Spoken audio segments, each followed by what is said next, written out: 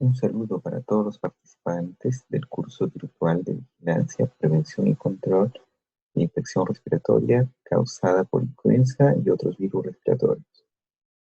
Mi nombre es José Medina y en esta oportunidad trataremos el capítulo 3, Medidas de Prevención y Control de Influenza Estacional.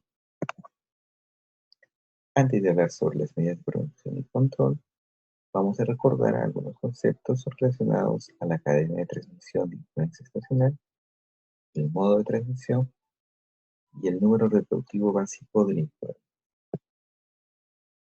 Sobre la cadena de transmisión de influenza estacional, ha sido desarrollada ampliamente en el capítulo 1. Vamos a identificar al reservorio. Para el caso de la influenza estacional, el reservorio lo constituye el hombre. El agente es el virus de influenza. La vía de transmisión fundamentalmente es la vía aérea. Y el huésped susceptible es otro ser humano que entra en contacto con el reservorio.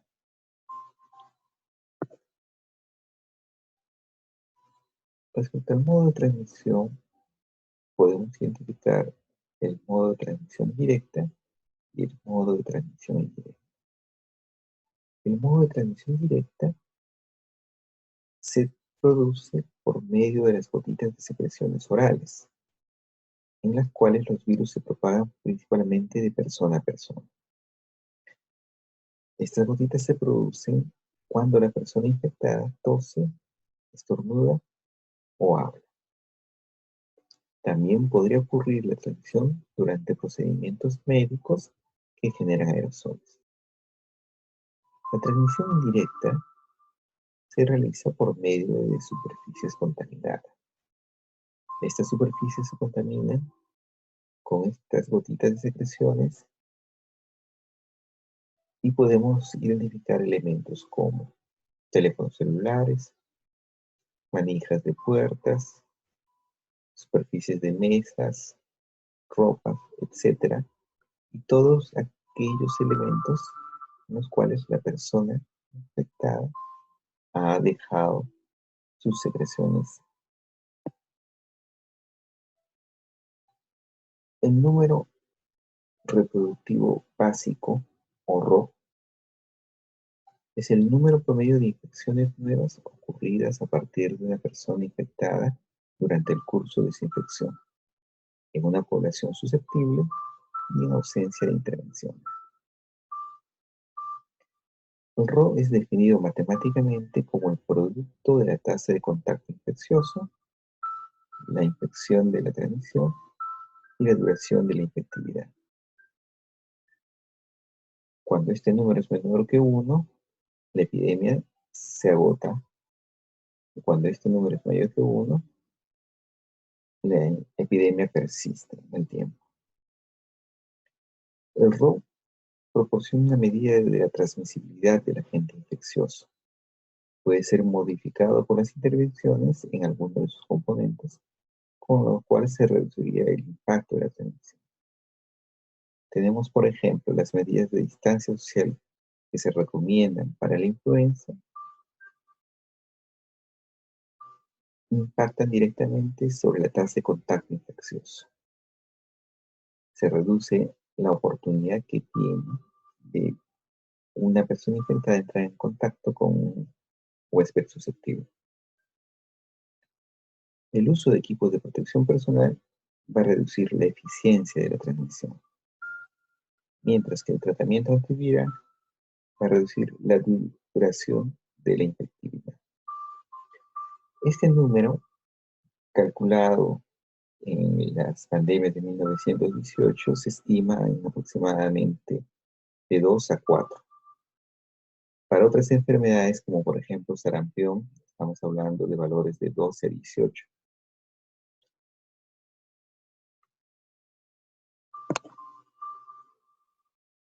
Muy bien. Respecto a las medidas de prevención y control de influenza estacional,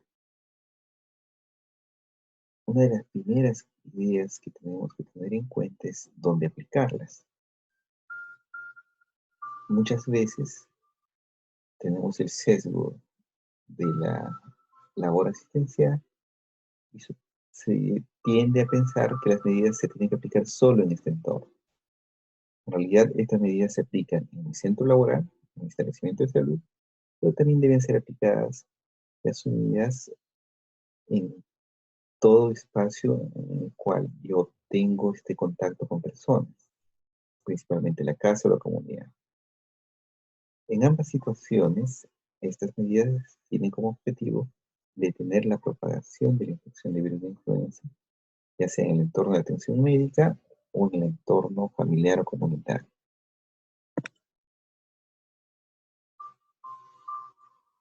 Es importante también que identifiquemos dentro de la organización de los servicios de salud los elementos a los cuales dirigimos las acciones. Las acciones pueden estar dirigidas hacia el ambiente, y en este caso, limitar el número de personas en el ambiente del paciente, mantener los espacios bien ventilados y colocar idealmente a los pacientes en ambientes individuales. Las acciones que están dirigidas al paciente están encaminadas a orientar o informar sobre el uso de elementos de la higiene respiratoria, papel, mascarilla, cubrirse al toser, estornudar, higiene de mano. Hacia los trabajadores de salud, básicamente difundir la importancia de captar casos oportunamente con la obtención de la muestra, el uso adecuado de las mascarillas o los equipos de protección personal, la higiene de manos y, de acuerdo a los procedimientos o la exposición, el uso de los otros elementos de los equipos de protección personal.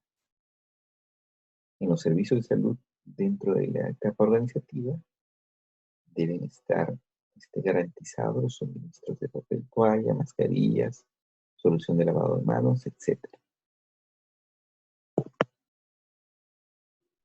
Como puntos claves dentro de las medidas de prevención y control de influenza estacional en los establecimientos de salud, podemos mencionar notificar inmediatamente la ocurrencia del caso por el medio disponible que tenga el establecimiento y de la manera más oportuna posible.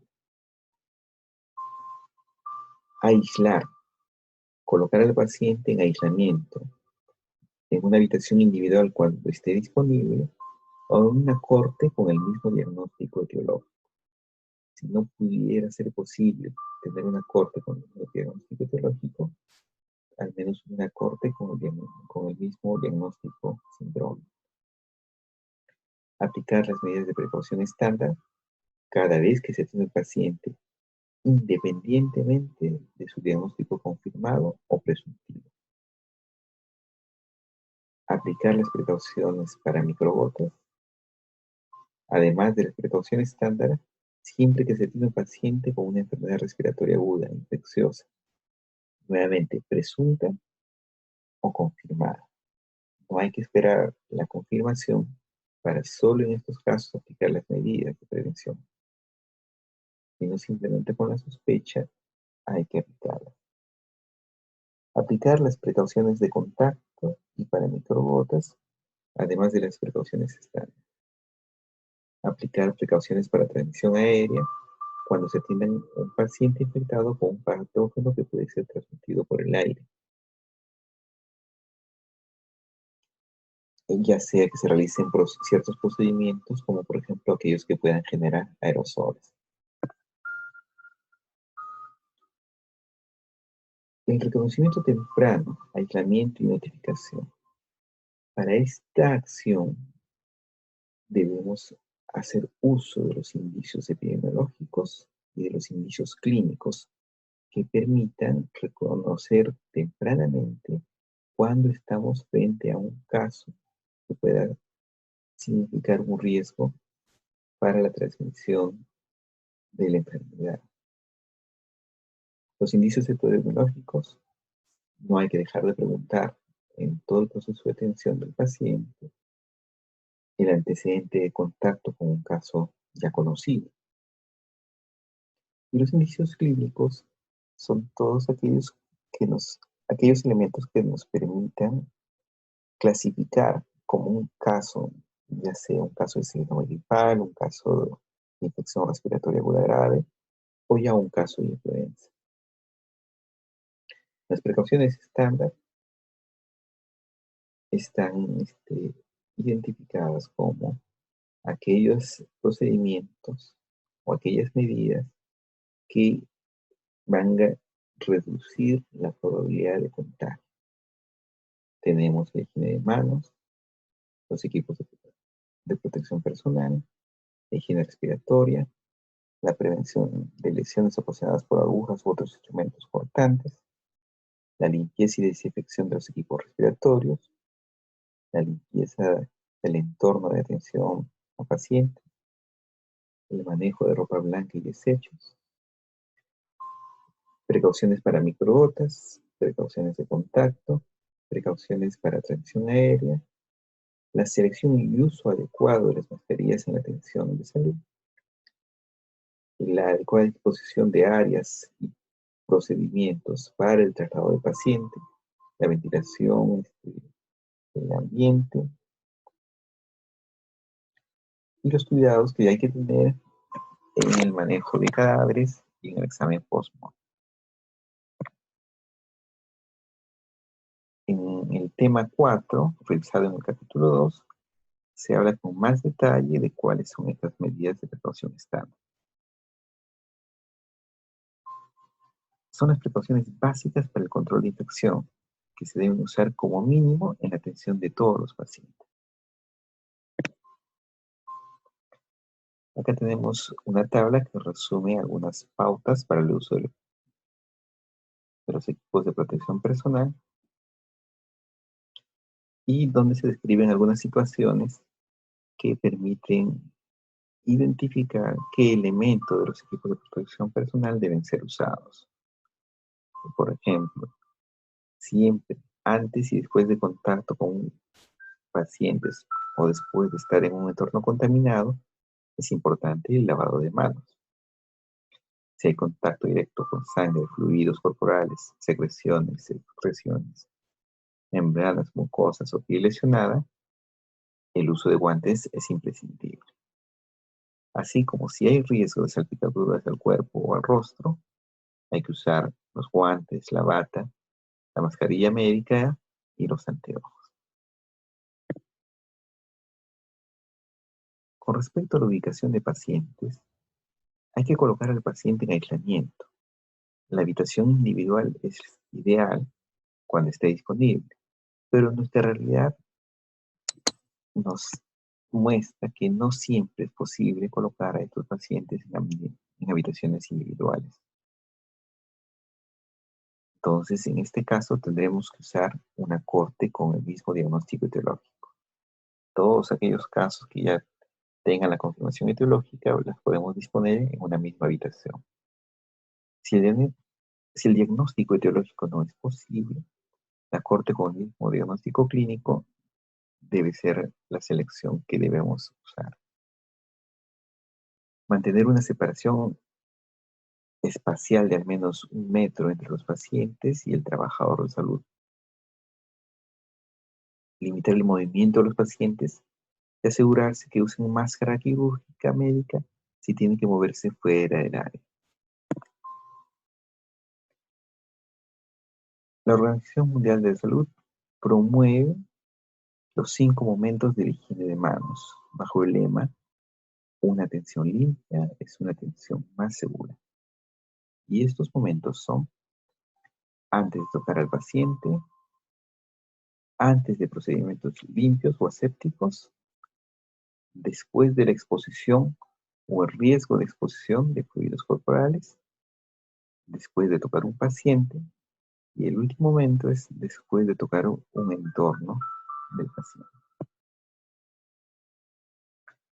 Respecto al lavado de manos con solución a base de alcohol, en la misma guía que está descrita como lectura obligatoria para este capítulo, observamos un diagrama que nos muestra los procesos o métodos que se tienen que seguir para el lavado de manos con una solución a base de alcohol.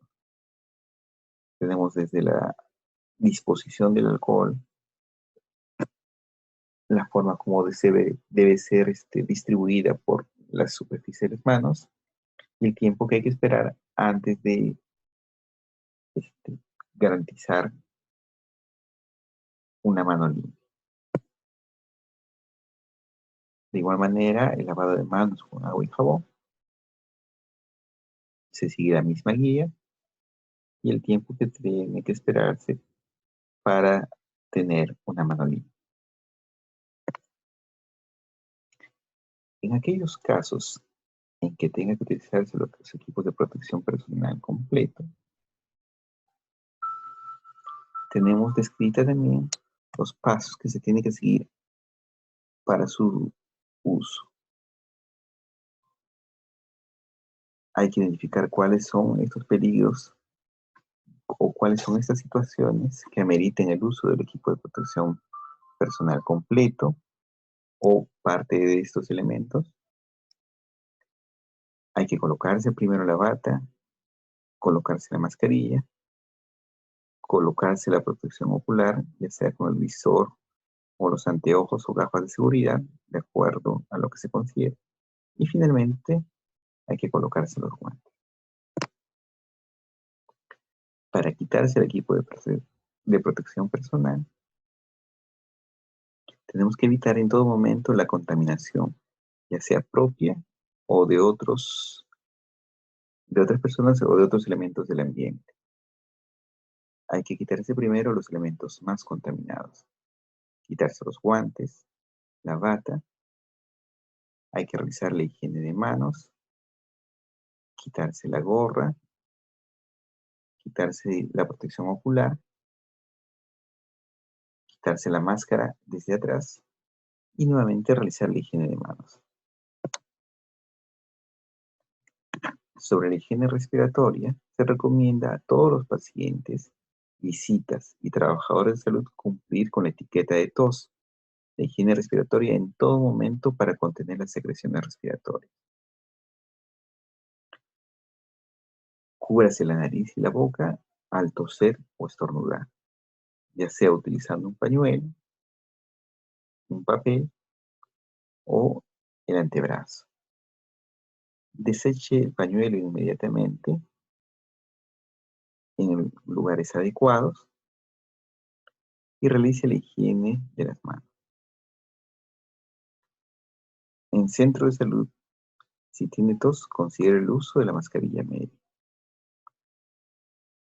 Siempre es el momento adecuado para tomar estas importantes medidas para controlar el potencial foco infeccioso. Muy bien. Ahora, respecto a las precauciones claves para el contacto. Use guantes limpios, no esterilizados y una bata descartable o reutilizable siempre que tenga contacto directo con un paciente. Quítese los guantes y la bata en forma segura inmediatamente después de todo contacto con un paciente. Realice la higiene de manos inmediatamente después de quitarse cualquier elemento del equipo de protección personal. Destine el equipo específico para usar con un solo paciente. Siempre limpie y desinfecte el equipo que utilice entre un paciente y otro. Evite tocarse el rostro, los ojos, la boca, ya sea con guantes o sin ellos, ya que pueden estar contaminados. Coloque al paciente en una habitación individual siempre que sea posible, alternativamente con otros pacientes con el mismo diagnóstico. Respecto a las pautas para las precauciones para las microgotas, coloque la mascarilla médica siempre que se encuentre dentro de un rango de 1 metro de distancia del paciente. Coloque al paciente en una habitación solamente o con otros pacientes con el mismo diagnóstico. Asegúrese que el traslado de un paciente a áreas fuera de la habitación designada sea el mínimo posible. Realice higiene de manos inmediatamente después de quitarse cualquier elemento del equipo de protección personal. Pautas de las precauciones para la transmisión aérea. Use un respirador para partículas siempre que ingrese y atiende un paciente dentro de la sala de aislamiento. asegurándose de controlar el sellado del respirador antes de cada uso. Ubique al paciente en una sala de precaución para la transmisión aérea, con más de 12 cambios de aire por hora. Limite el traslado de pacientes asegurándose que use la mascarilla médica cuando esté fuera de su habitación. Realice higiene de las manos inmediatamente después de quitarse cualquier elemento de equipo de protección personal. En el caso de que tenga que retirarse las mascarillas o los respiradores, sostenga el respirador en la palma de la mano con la parte que cubre la nariz, la punta de los dedos, permitiendo que las bandas de la cabeza cuelguen literalmente debajo de la mano. Coloque el respirador debajo de su mentón con la pieza nasal hacia arriba. Estire la banda superior sobre la cabeza, dejándola alta en la parte posterior de su cabeza.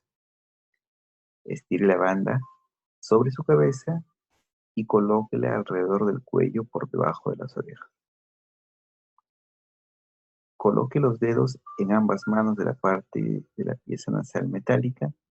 Moldee la parte usando los dedos de cada mano, de forma que su nariz pueda estar presionada para el área de la nariz. Usando solo una mano puede dar como resultado un rendimiento menos efectivo del respirador. Cubra de frente el respirador con ambas manos, cuidando de no modificar la posición del respirador. Esto va a asegurar un sellado adecuado. De otra manera, una mala colocación no prevendría de la transmisión de un agente infeccioso. Y obviamente la mascarilla no sería usada adecuadamente. El uso correcto de las mascarillas. Cambie y elimine una mascarilla tan pronto como se humedezca o se ensucie. Quítese la mascarilla cuando no la esté usando. Y asegúrese de no dejarla colgada alrededor de su cuello cuando no la use. Realice la higiene de las manos inmediatamente después de tocar o quitarse o desechar una mascarilla. Si utiliza un respirador para partículas, verifique el sellado antes de cada uso para ayudar a asegurar el ajuste y reducir la filtración del aire. Si el paciente puede usar una mascarilla médica, el trabajador de salud debe usar una bata y guantes. Si el paciente no puede usar una mascarilla, el trabajador de salud puede usar una mascarilla, bata y guantes. Los puntos claves para el control es el reconocimiento temprano, triaje de los pacientes con infecciones respiratorias agudas. Es importante porque si no se realiza un reconocimiento temprano, vamos a tener casos que van a estar dentro del ambiente hospitalario, muchas veces sin las medidas de precaución estándar, con lo cual va a irse diseminando el virus dentro de nuestro establecimiento de salud. La evaluación clínica debe centrarse en el reconocimiento de los pacientes con infección grave, complicada o progresiva de virus de influenza, ya que estos pacientes necesitan atención y tratamiento de apoyo inmediato. Aplique precauciones estándares de gotas cuando atienda pacientes con sospecha de infección por influenza estacional u otro virus respiratorio. Al realizar el procedimiento de generación de aerosol, también aplique precauciones estándar para transmisión aérea. En el hogar, hay que recordar que al estornudar o toser, cubrirse la boca con papel higiénico y luego descartarlo en un tacho de basura. De no contar con un papel higiénico, cubrirse con el entrevaso, la famosa etiqueta de la tos. La higiene de manos es muy importante, no solo en ambientes hospitalarios, sino también en nuestros hogares para disminuir la transmisión de cualquier enfermedad, en este caso incluyendo influenza. Si no dispone de agua y jabón, utilice desinfectantes a base de alcohol. El distanciamiento social. Evitar el contacto directo con personas que estén enfermas. Mantener la distancia o limite el contacto con otras personas tanto como sea posible para evitar contagiar. Guardar reposo en su hogar por al menos 24 horas posteriores a la desaparición de la fiebre, excepto para recibir cuidados de salud o por necesidades de otro tipo. Evitar asistir a lugares públicos como la escuela, trabajo, reuniones, cine, iglesia, etc.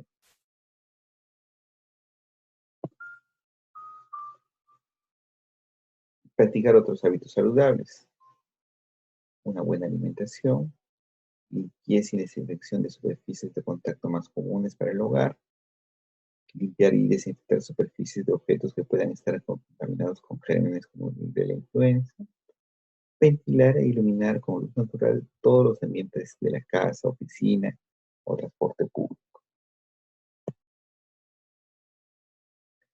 Información y comunicación. Está dirigido a sensibilizar y concientizar a la población para la adopción de hábitos saludables que permitan la prevención de la influenza. Los mensajes que debemos priorizar están en qué es la influenza, cuáles son los síntomas y cómo podemos prevenirla. Los mensajes claves están orientados a incentivar la vacunación, la higiene respiratoria y la distancia social. Tenemos mucho material que es producido por el Ministerio de Salud, los cuales pueden ser utilizados para replicar no solo en el ambiente laboral, sino en el hogar o en el trabajo. Vacunación contra influenza. La vacunación es nuestro principal método o nuestra principal estrategia para la prevención de la influenza. La vacuna confiere inmunidad contra los serotipos prevalentes de la influenza según la circulación estacional, y las cepas varían cada año de acuerdo a las recomendaciones de la OMS.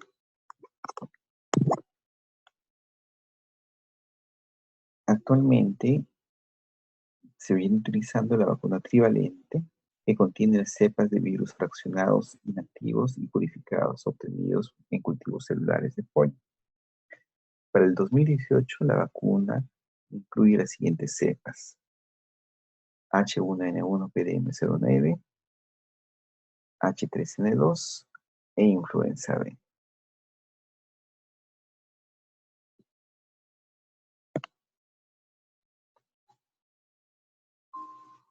La vacuna contra influenza estacional están diseñadas para proteger contra la infección y la enfermedad causada por el virus de influenza.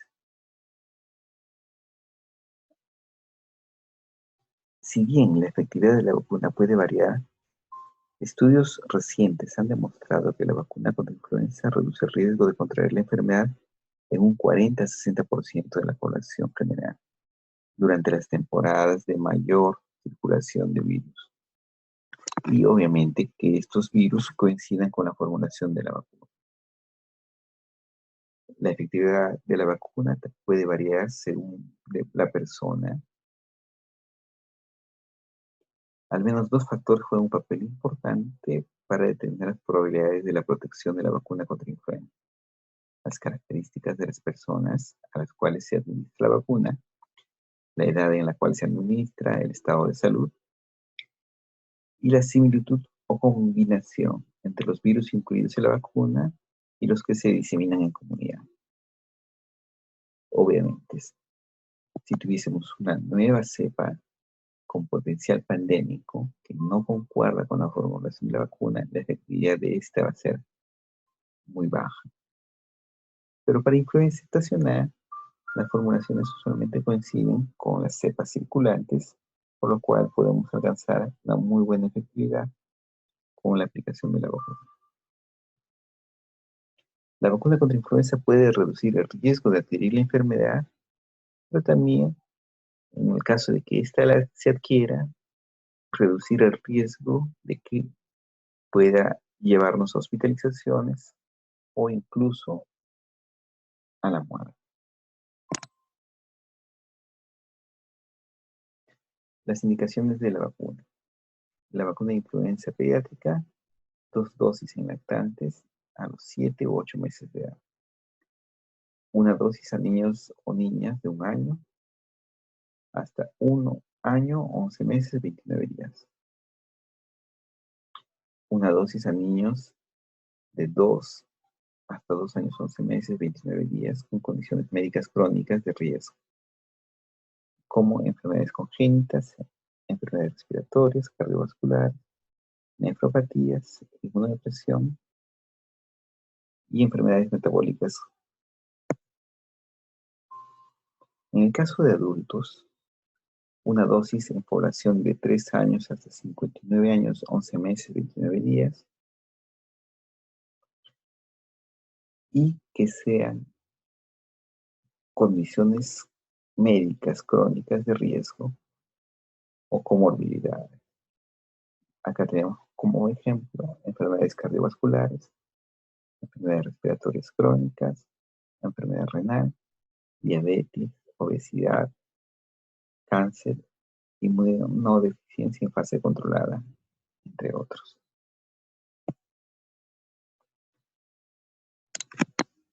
Dentro de los grupos priorizados tenemos a mujeres embarazadas a partir de 20 semanas de gestación y puérperas, adultos mayores a partir de 60 años, personas que trabajan en instituciones de salud, las personas con comorbilidad ya descritas en la lámina anterior, y comunidades nativas. Otros grupos a ser protegidos: los estudiantes de ciencias de la salud, miembros de las Fuerzas Armadas, personal de la Policía Nacional, Cruz Roja, bomberos, defensa civil, poblaciones privadas de su libertad, poblaciones cautivas o hacinadas, centros de rehabilitación, casas de reposo, albergues, poblaciones de distritos en riesgo por bajas temperaturas, población general que demande vacuna en establecimientos.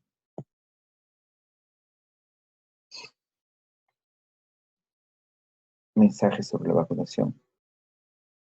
¿Existe vacuna contra la influenza? Sí existe vacuna contra la influenza. Esta usualmente ingresa a nuestro país en los meses de mayo, antes de la temporada de invierno. ¿Quiénes deben vacunarse con mayor prioridad? Los ya descritos en los grupos de riesgo, los niños y los adultos. Estos mensajes deben transmitirse hacia la población, generando elementos o insumos comunicacionales para que llegue a la población. La estrategia de difusión de estos mensajes en todos los espacios posibles: radio, televisión, prensa escrita, bancos, hospitales, terrapuertos, clínicas, buses. Hay que buscar aliados en los medios de comunicación y periodistas con el objetivo de que sea el canal para brindar la información oportuna, de calidad, sobre las medidas de prevención. Entonces, resumiendo, sí, nosotros aplicamos las medidas de prevención y control, pero no difundimos estas medidas hacia la población o hacia el resto de trabajadores de establecimientos de salud, probablemente las medidas sean insuficientes para controlar la transmisión de influenza estacional o influenza pandémica. Bueno, agradezco el tiempo dedicado a esta presentación. Muchísimas gracias.